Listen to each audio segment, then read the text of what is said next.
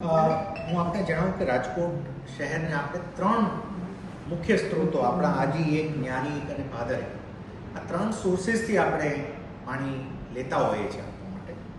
આ ત્રણેયનો મળી અને આપણે રોજ 320 ml જેટલો જથ્થો પાણીનો આપણે ઉપાડીએ છીએ. આ ત્રણ ઉપરાંતમાં અમને જે નર્મદા યોજનાનું અમારું ગણીએ, અમારું ઓફટેક જે ગણીએ તો 125 ml જેવો થાય. તો આ રીતે રાજકોટમાં અમે રોજના 418 ml જેટલો જથ્થો અમે સપ્લાય કરીએ છીએ. 418 420. હવે આ સપ્લાય અમારી પાસે હાલ પણ એશ્યોર્ડ છે. આખા ઉનાળા દરમિયાન અમને કોઈ એવું નથી લાગતું કે ક્યાંય કોઈ પ્રશ્ન હાલ ઊભો થવો જોઈએ. એશ્યોર્ડ સપ્લાય પ્રમાણે આ રીતે ચાલી રહ્યું છે. હવે જે પ્રશ્ન છે ઉનાળો, હવે આ વખતે ગરમી પણ વધારે છે, આ બધું કદાચ એના ઉપરાંત અમારે થોડું ઘણું જથ્થાની અંદર પણ સપ્લાયને એન્શ્યોર કરવાનું થાય તો પણ અમે કરવાની ખરા અર્થમાં સ્થિતિમાં છીએ. પરંતુ હું આપને જણાવું કે રોજના જે અમે 20 મિનિટનું અમારું પાણી જે દરેક 18 વોટનું આપી રહ્યા છીએ એ અમે સંપૂર્ણ ચોમાસા દરમિયાન અમે એન્શ્યોર કરી શકીશું.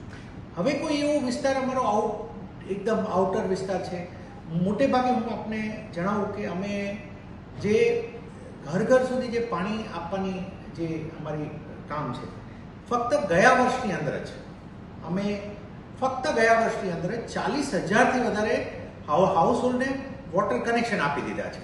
એટલે જે ટેન્કરનો જે આપણે પ્રશ્ન રજૂ કર્યો એને અમે બાય એન્ડ લાર્જ અમે આ વર્ષમાં ટેકલ કરી ચૂક્યા છીએ.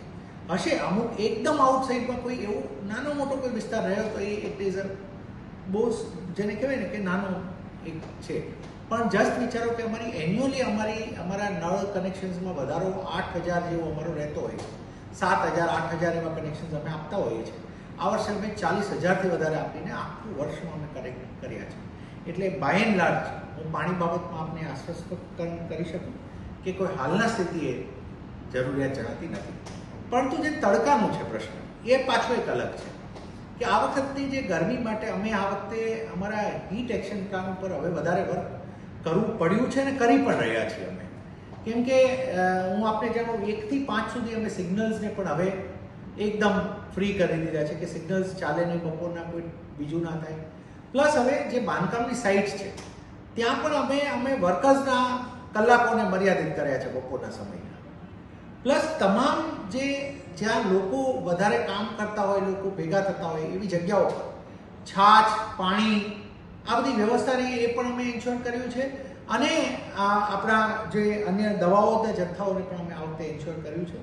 અમારે હીટ એક્શન પ્લાન બાબતમાં ખૂબ વધારે અમને જે અમને ગરમીનો પ્રશ્ન પૂછ્યો એમાં મને એવું લાગે છે કે સ્ટીલ હજી આમાં આ મહિનો અમારે કામ ઘણું રહેશે.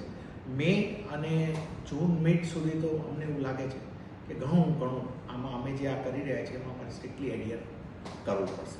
સાંજ સમાચાર ફેસબુક પેજને લાઇક કરો, વિડીયો શેર કરો અને વધુ વિગતવાર સમાચાર માટે sanssamachar.net વિઝિટ કરો.